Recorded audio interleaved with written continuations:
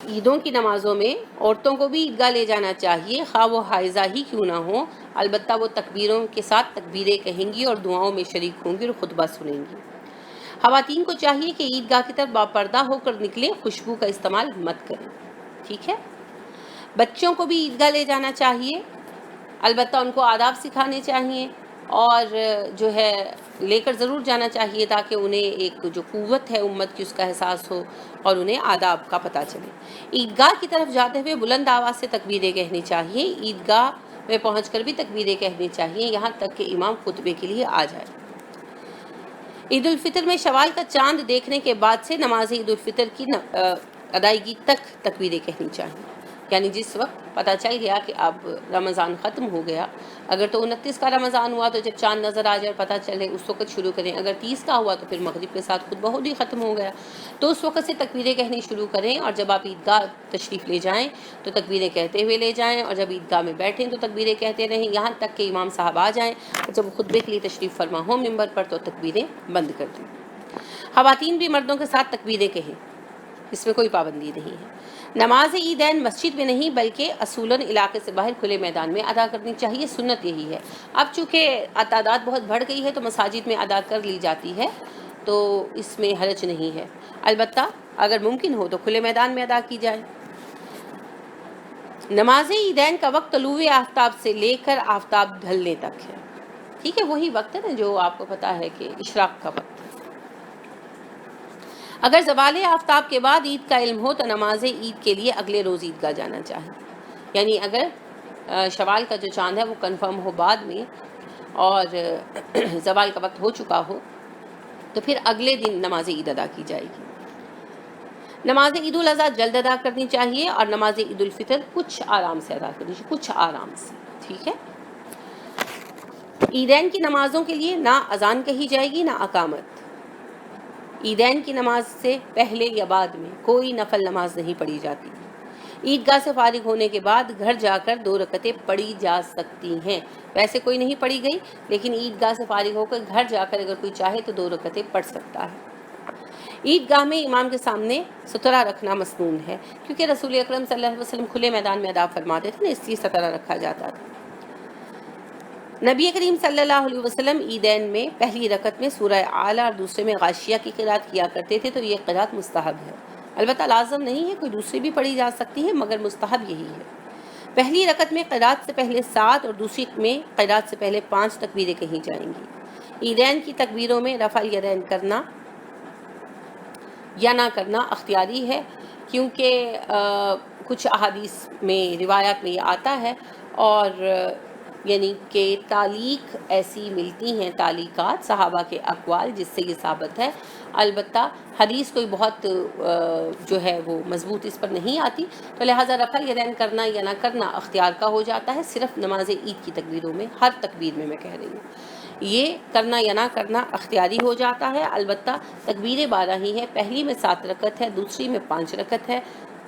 پہلی رکعت میں 7 تکبیریں ہیں، میں جملہ غلط بول گئی، میں دہرا رہی ہوں، پہلی رکعت میں 7 تکبیریں ہیں، دوسری رکعت میں 5 تکبیریں ہیں، اور ان پر رفع الیدین کرنا یا نہ کرنا آپ پر لازم نہیں ہے، دونوں صورتیں اختیار ہے آپ کو، کیونکہ نہ کرنے کی بھی کوئی صحیح حدیث نہیں ہے اور کرنے کی بھی کوئی صحیح حدیث نہیں ہے، لہٰذا صحابہ کا عمل جو ہے وہ کرنے کا ہے، تو اولا یہ ہے کہ کر لیا جائے، لیکن اگر کوئی نہیں کرتا تو اسے کوئی گناہ نہیں ہوگا، کوئی کمی نہیں ہوگی۔ امام پہلے نماز عید پڑھائے گا پھر خطبہ دے گا۔ نماز عید کا خطبہ ایک ہی ہوتا ہے، خطبہ عید کے لیے ممبر ضروری نہیں ہے، مشروع نہیں ہے۔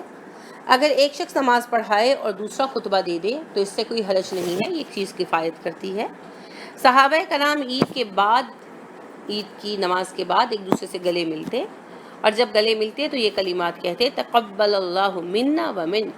اللہ ان عبادات کو قبول کرے آپ سے بھی اور ہم سے بھی، تو ہمیں بھی یہ کہنا چاہیے۔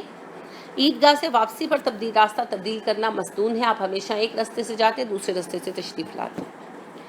عید اگر جمعے کے روز آ جائے تو نماز عید معمول کے مطابق ہی ادا کی جائے گی اور لازماً کی جائے گی، البتہ جمعے کے معاملے میں اختیار ہوگا، اگر کوئی چاہے تو مسجد میں آ کر جمعہ پڑھ لے اور اگر چاہے تو نہ پڑھے، لیکن یہ یاد رہے کہ جمعہ نہ پڑھنے والے کو نماز ظہر کی ادائیگی لازماً کرنی ہوگی، اس کی کوئی معافی نہیں ہے۔ عید کے دن بھی نمازیں 5 ہی فرض ہوتی ہیں۔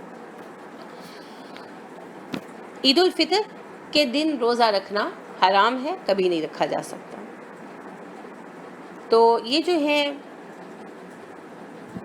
میں نے احکام مختصراً بھی آپ کے سامنے عرض کر دیے اور تفصیلاً بھی بیان کر دیے۔ تو عید کا دن جو ہے یہ خوشی کا دن ہے، اس میں آپ بالکل کھائیں پئیں، ایک دوسرے کو ملیں جلیں، تحائف بھی دیں، کوئی حرج نہیں ہے، مگر لازم کر لینا کہ تحفہ ضرور ہی دینا ہے، یہ کوئی فرض بات نہیں ہے۔ اپنی خوشی سے کوئی کسی کو کوئی تحفہ دے دے تو حرج نہیں ہے، مگر جیسے ہم نے بنا لیا کہ بیٹیوں کی عید بھیجنی ہی بھیجنی ہے، نہیں بھیجے تو جھگڑے ہو جاتے ہیں، یہ ہماری ذاتی رسومات ہیں، جہالت پر مبنی ہیں۔ اسی طرح عید پر عیدی دینی ہی دینی ہے، تو یہ جو عیدی کا رواج ہے یہ تو خیر کوئی سنت ہے ہی نہیں، اس کا کوئی ہمارے تہذیب سے اور ہمارے دین سے تعلق نہیں ہے۔ بہرحال اگر کوئی خوشی سے کسی کو کچھ دے دیتا ہے، بچوں کو کھانے پینے کے لیے پیسے، تو حرج نہیں ہے، لیکن اس کو لازم بنا لینا اور عیدی نہ ملنے پر ناراضگی کا اظہار کرنا کہ جی یہ تو ایسے ہیں کہ عیدی نہیں دیتے تو یوں تو وہ، تو یہ کوئی بات نہیں ہے، یہ عید کے کوئی افعال میں شامل نہیں ہے یا عید کا کوئی مذہبی حصہ نہیں ہے، یہ تو محض ویسے ہی بچوں کو خوش کرنے کے لیے تھوڑے بہت پیسے دے دیے جاتے ہیں کہ چلو آج عید کا دن ہے کچھ کھا پی لیں۔ عید کے دن مصروفیت ہوتی ہے، تو یہ نہیں کرنا کہ اس دن ساری نمازیں بھول جائیں، اپنے فرائض ادا کرنے ہیں۔ پورا مہینہ رمضان کا ہم تقویٰ کی ٹریننگ لیتے ہیں اور عید والے دن نہ صرف یہ کہ روزے چھوڑ دیتے ہیں بلکہ انتہا درجے کی بے پردگی بھی شروع ہو جاتی ہے، چاند رات میں بازاروں میں گھومنا، چوڑیاں پہننا دوسروں سے، یہ سب بیکار کام ہے۔ آپ نے پورا رمضان کا مہینہ تقویٰ کی تربیت لی اور پہلی ہی رات اپنے سارے تقویٰ کو بھول کر آپ لوگ بے لگام ہو گئے، ہم نے ایسا نہیں کرنا۔ ٹھیک ہے، خوشی منائیں، اللہ خوشیاں منانے سے منع نہیں کرتے، مگر خوشی ہو یا غم ہو انسان کو حالت اعتدال پر قائم رہنا چاہیے، کیونکہ اعتدال ایمان کا حصہ ہے۔ مومن معتدل مزاج ہوتا ہے، انتہا پرست نہیں ہوتا۔ اسی طرح عید کارڈ، خیر اب تو اس کا رواج بہت کم ہو گیا ہے، لیکن عید کارڈ ایک اسراف ہے، اس کا کوئی فائدہ نہیں ہے۔ اور اسی طرح سے بیکار میسیجز دن رات ٹنا ٹن ایک دوسرے کو بھیجنا، اس میں بھی وقت ضائع کرنے کی میرے خیال میں تو کوئی ضرورت نہیں ہے۔ ہاں، ایک دوسرے سے ملنے کا اہتمام کریں، ایک دوسرے سے ملاقات کی کوشش کریں، فون کریں، گفتگو کریں، ایک دوسرے کو کچھ کھلائیں پلائیں، کوئی حرج نہیں، آپ خوشی منائیں، مگر خوشی میں بے لگام نہیں ہونا، کیونکہ یاد رکھیں کہ ایک مہینہ آپ نے جو ٹریننگ لی ہے، یہ اس ٹریننگ میں کامیابی پر آپ شکر گزاری ظاہر کر رہے ہیں، تو پھر اگر اس ٹریننگ کا کوئی اثر ہی آپ پر نظر نہیں آئے تو شکر گزاری کس بات کی، وہ مہینہ تو ضائع ہو گیا نا۔ تو ہمیں یہ بھی دیکھنا، اللہ ہمیں توفیق عطا فرمائے اور اس رمضان میں سچ مچ ہمیں تقویٰ کی دولت عطا فرمائے اور ہمیں اندر سے بدل دے، آمین۔ سبحانک اللہم و بحمدک ونشہد ان لا الہ الا انت ونستغفرک ونتوب الیک۔ السلام علیکم ورحمۃ اللہ وبرکاتہ۔